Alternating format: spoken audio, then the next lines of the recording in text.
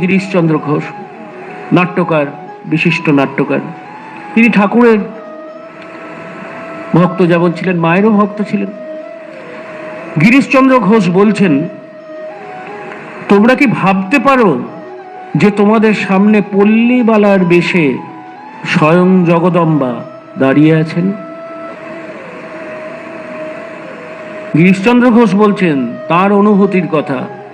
তোমরা কি ভাবতে পারো যে তোমাদের সামনে পল্লীবালার বেশে স্বয়ং জগদম্বা দাঁড়িয়ে আছেন? তোমরা কি কল্পনা করতে পারো যে মহামায়ী সাধারণ স্ত্রীলোকের মতো ঘরকন্যাও আর সব রকমের কাজই করছেন?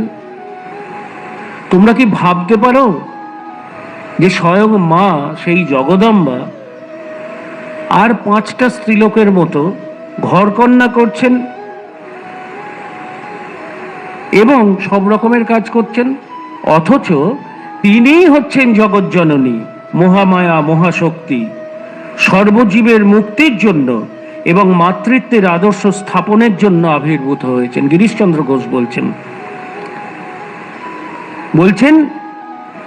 সাধারণের মতো তিনি কাজ করছেন, ঘরকন্যা করছেন, সব কিছু করছেন। ওই যে নিবেদিতা, আমি আগের দিন বলেছিলাম, ভগিনী নিবেদিতা বলেছিলেন বাগবাজারে যে কদিন মায়ের কাছে ছিলেন, যে একটা সুন্দর সংসারের মধ্যে তিনি থেকে বাঙালির সংসার কেমন হয় তখনকার সময়ে, বাঙালির ঘরকন্যা কেমন হয়, মায়ের কাছে থেকে নিবেদিতা প্রত্যক্ষ করছেন। আগের দিন আমি সেই গল্প বলছিলাম, যে কদিন উনি মায়ের কাছে ছিলেন আর কি, দেখে, এবং তিনি বেশ মজা পাচ্ছিলেন, কারণ তিনি তো একটা অন্য জায়গা থেকে এসেছিলেন। গিরিশবাবু সেই কথা বলছেন যে তিনি সব রকমের কাজই করছেন, ঘরকন্যাও করছেন, কিন্তু তিনি আবার জগজ্জননী, মহামায়া, মহাশক্তি, সর্বজীবের মুক্তির জন্য এবং মাতৃত্বের আদর্শ স্থাপনের জন্য আবির্ভূত হয়েছেন।